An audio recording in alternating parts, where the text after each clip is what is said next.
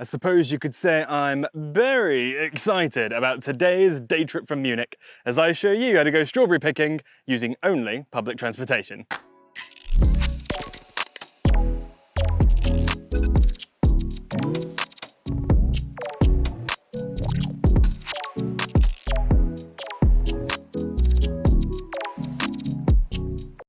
Alright everybody, and welcome to Marienplatz, the central square of Munich. We don't come here very often because usually to get where we need to go, we have to go to the Hauptbahnhof for one of the regional trains. But today, we're just going to be going on one of the suburban trains, the local trains, the S-Bahn, if you will. And well, since you can take almost any of the stops, I figured starting in the heart wouldn't be a bad place to do it. As for the direction and the line, we're going to be taking the S8 in the direction of the Flughafen. Many of you should be pretty familiar with that one. I know I am. So yeah.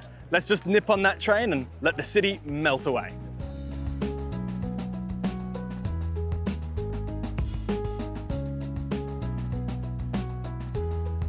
But now, how are we actually getting to the field? Well, we're just going to keep following this bike path that came right off of the platform. We're going to go by those wheat fields and get to the strawberry fields themselves. It'll take about 7 minutes. And of course, as I mentioned, because we're on a bike path, that's how a lot of people are going to get around and get there. There is a parking lot at the field for cars and bikes, but we all know the best way to get there, huh? All right, let's get walking and I'll meet you at the field.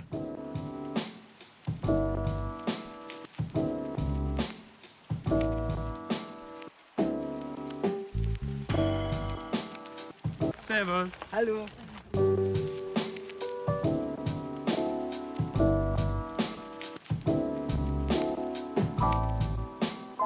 Okay, so now that we're in the field, let's go over the quick rules so you can get in here too.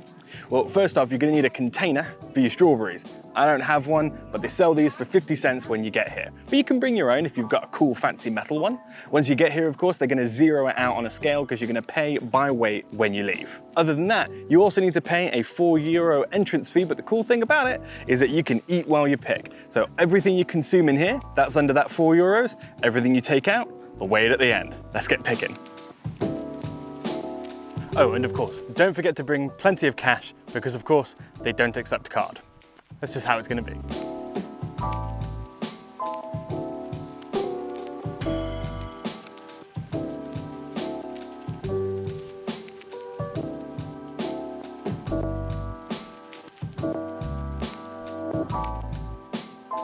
Also, don't be afraid to ask the people at the front which lanes are going to give you the best berries for the day. They were super helpful and told us that on this to my left, but the real right-hand side of the field, that's where you're going to get your best stuff. Another cool fact is that there's also a variety of different strawberries, not just one. The different lanes are going to have different types. And well, you know, I really don't know that much about strawberries, so I'm really excited to try them all.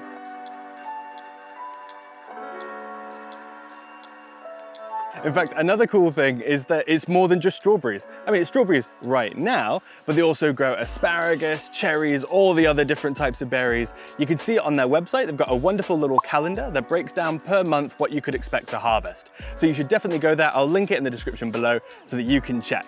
On the website as well, they tell you, if it's a good strawberry day or not, on a scale of 1 to 3 strawberries. And today, they say it's a 3 strawberry day. But we'll see about that. Oh yeah. It's a 3-berry day, all right. Here, you're gonna want this one. It's my favorite so far. Aww. Okay, should I try it? How is it? Oh my God.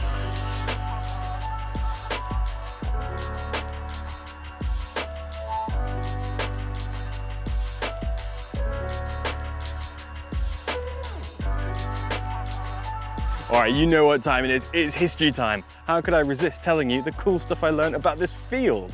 And what's really nice is that it's actually a multi-generational family who own it, right? They're all farmers. They originally date back to about the 1880s when they first laid their roots. However, the field that we're in today just dates back to 1976. It was originally set up by their grandfather who had this great idea of letting people pick their own strawberries, and I'm sure glad he did because it's a wonderful little activity, isn't it? And today, it's still ran by his granddaughters. Soon to be though, if they want it, for his great-granddaughters. How awesome is that?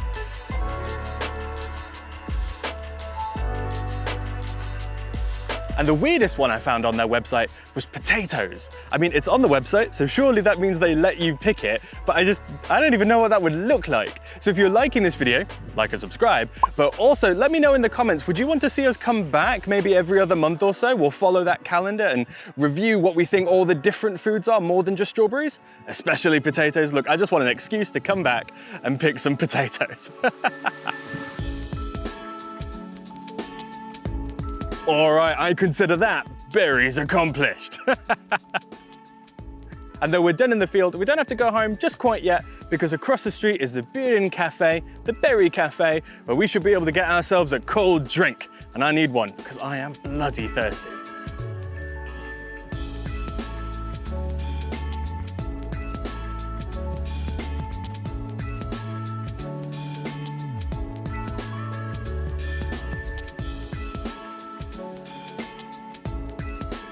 All right, now drink in hand, it's time to find somewhere to sit. And I've got to say, first impressions of this cafe is lovely. There's so much room, there's tons of places, lots of seats, but most importantly, there's so many areas for your kids to go run around and go wild. This is definitely the kind of place where you take them when you're shattered from picking berries and they have infinite energy still. For me though, I'm gonna find somewhere to sit and just relax for a minute. God knows I don't have that infinite energy, and just take a rest for a minute. So I'll probably pick up the camera when it's time to leave.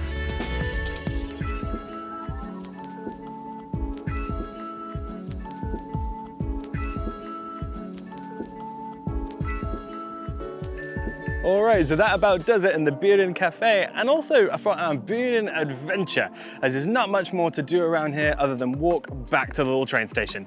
Should be lovely. Overall, even though it's a bit of a shame I couldn't record in there, it was a lot of fun. It's a good old oasis for parents and kids alike. Maybe not a cool, hip, in your 20s scene, but it was still really cool. I like it. For now though, I think I'm of mind to actually conclude it in the bicycle path on the way back to the train station. So I'll see you there when we're out of the way of these cars. I don't really need to sit and put my thinking cap on for this one, you know what I mean? It was supposed to be chill, and chill it was. But what did you think?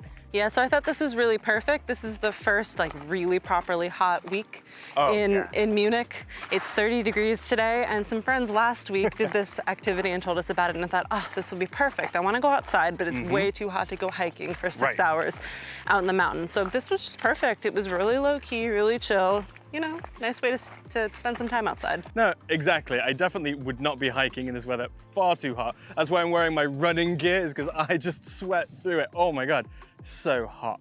And now in terms of recommendations, well, anybody, right? If you like berries and you've got a couple hours, I mean, the logistics were so simple.